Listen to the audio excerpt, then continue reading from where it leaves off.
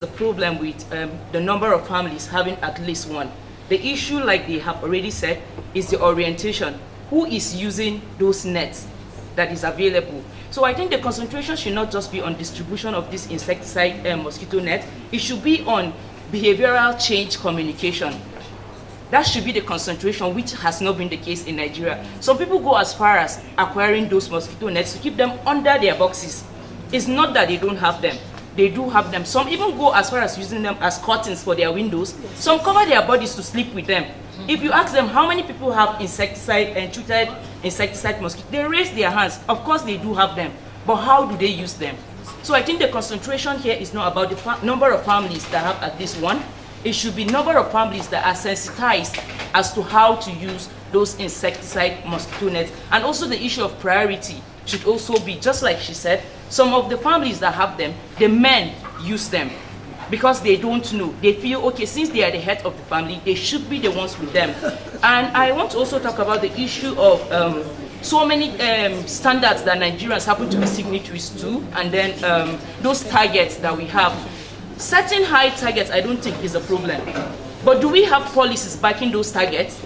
Because without policies, there won't be budget for such things. So the problem of not achieving a lot of those set targets is about policies. They don't have policies to back them up. They are just commitments that other people say, and then you say, okay, I second. And then you don't even come down to domesticate them. And even when you say you do, you don't have policies to back them up. And anything that doesn't have policy, there's hardly a budget line for that.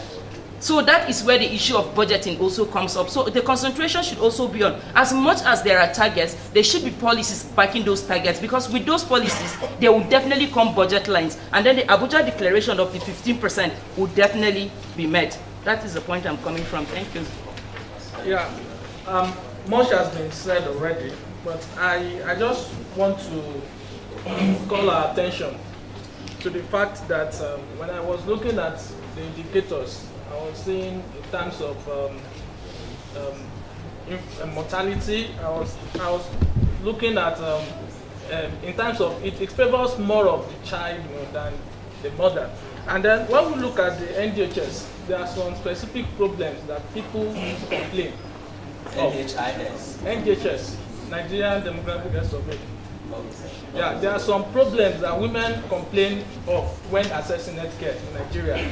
So our indicators do not really, target those ones, like improving access to healthcare now, maternal healthcare. How do we improve that? What kind of message do we need to, pass to these people? Health workers, improving health workers, number of skilled beds. Much has been said, about that. And then, because we are targeting policymakers, the 15% Abuja declaration. Not policymakers. Yeah, lawmakers. The 15% Abuja declaration. Can we look at it maybe, because we know the sum, the total sum. How much are we looking at in figure? Things like that. Because they looking at percentage can really scare people at times. Okay, my turn. Please pass the. I think it's my turn. Before you go. Even you. I have my concerns. This is one area I have some interest, even though I look at it more from the political economy angle. But for me, what I would have, sorry, I wasn't here earlier on. What I would have loved to see is how the impact of the new National Health Act will affect funding.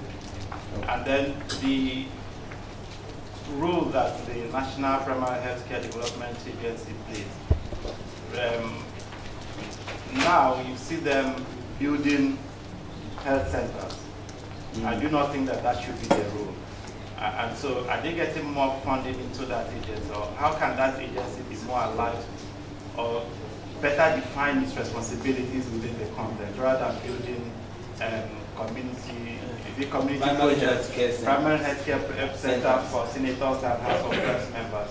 I do not think. And then what is the impact of the PSCH under one roof on all of this, on the availability of funding or non-availability of funding for MNCH? Okay, so